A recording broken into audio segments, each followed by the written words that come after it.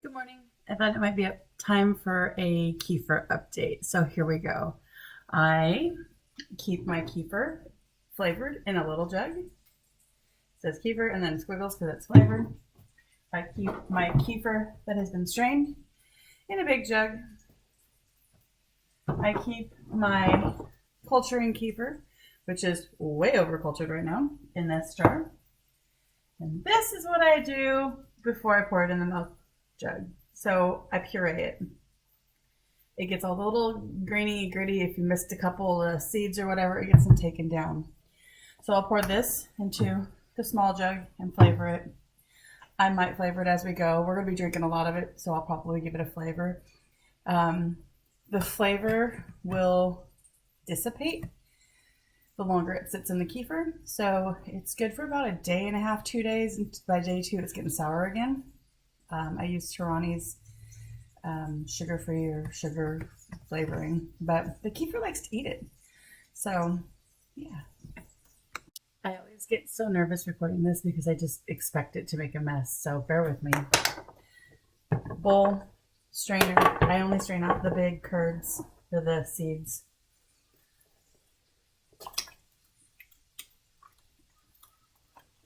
Now I have this whey that's in the bottom. I'm going to just go ahead and give it to it.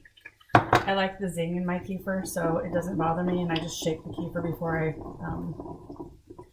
add. See the rain, the beautiful rain. I shake my kefir in my jug before I add any flavoring, or while I'm adding the flavoring, either way.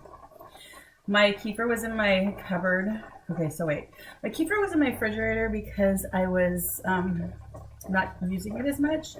And then I pulled it out just to give it a couple days of warmth to let it germinate and do its thing.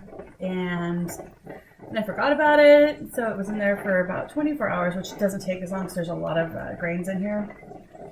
So once I pulled it out, I put it in the refrigerator and I'm like, I'll deal with that later. And a couple days has gone by, so straining this down. Because I let all the little baby grains go through the holes, I don't have to divide it as often as I used to when I was seriously straining it. You can't really see it, but looks like cottage cheese. It's pretty chunky.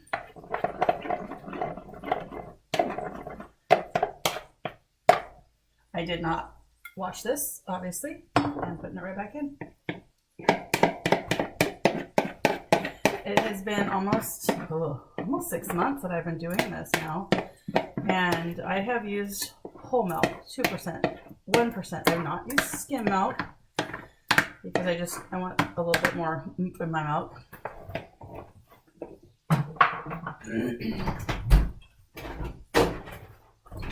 Skim milk. I'm gonna give it a little drink here.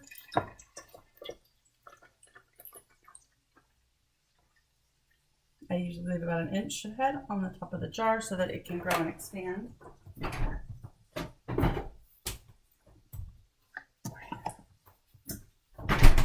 Lid goes on loose and tight, loose, but really loose.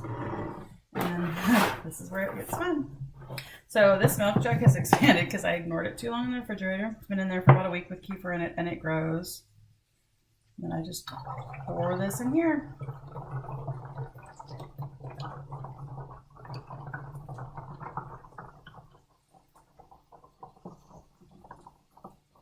And maybe it's because I'm recording, or maybe it's because I wasn't actually distracted today.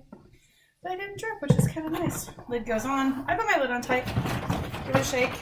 It lets it mix with the old stuff, and it's culturing in here even though it's in the refrigerator. It still grows a little bit. So this will go in my cupboard. This will go in my refrigerator for consuming tomorrow. All in all, kefir is relatively forgiving to maintain. If you know you're going to be busy and your kefir is done and needs to be strained, throw it in the refrigerator. You've got a couple of days to wait. If you're going to be gone for a while, toss it in the refrigerator and it'll be good for about a week in there. If you're going to be gone for a long time, put it in the freezer. You can do that for like a couple months. I've got some bags in the freezer for friends that have killed theirs. They're going to have to start all over again. The only way you can really kill kefir is neglect in killing it by starving it. It needs the milk to stay alive and keep going. Otherwise, it just dries out and it's done. But